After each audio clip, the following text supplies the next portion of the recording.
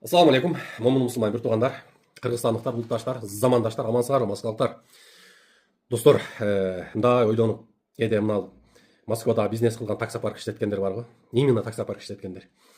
Бұлардың қырғыз екеніне шектеніп кетесің да. Бұлар қырғызбы же қырғыз емес пе? Бұл жүрегі кім деп соғады мындай? Болып тұр, өзі деп соғады бірінші, ата-енесі деп соғады, бала шақасы деп, үй-бүлесі деп соғады, туған urug деп соғады. Анан бұл қырғыз деп соғады, қырғызстандық деп. Соқпай деп қалдым да, бұлар намысы жоқ, кепенін жеп қалғандар екен да, станоқтар. Шындайдағы намыссыз боласыңар ме?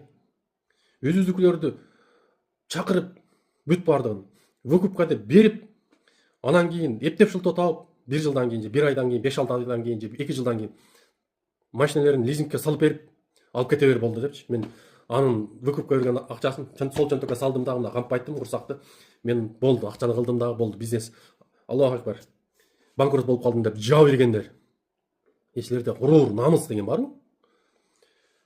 Ойланасың да, қантип намысы чыдайт депчи, қантип байкуш ал билет. Биздин ар бир кыргызстандыктар билебиз. Кандай жашап атканыбызды бири-бирибиздин. Эмнеге муктаж экенибизди да билебиз. Эмне кандай тергелик кылып атканыбыздан бери билебиз. Москвада айдан ачык. Мынау сен намысы жок. Сен билип туруп, мынау таксопарк иштеткенсен.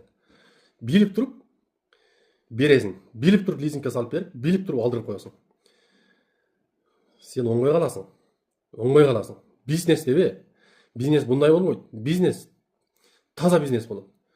Анан кийин бизнес болуп, бир-эки сом тапканда эле звезда болуп, блогерлер чакырып, жардама кылып, бир паста ишиңерди жүргүзсөңөр дагы, андан кийин байкуш баягы эле сыздаган чортаман элдер, бизге окшогондор.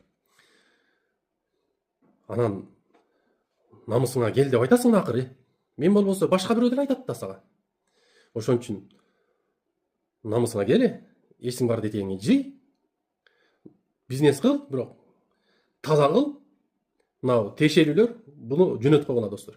Билет, өзүн табат ушул жерден. Намысына кичине болсо да келет достор. Ушул видеону жөнөтүп бөлүшүп койгула, намысыңа кел. Кепениңи жеп калыпсың. Эртең кыяматта мынау сенин кордук көргөндөр жакаңа асылат. Ассаламу алейкум. Мирбек Юманазар уулу, бизнес подкаст.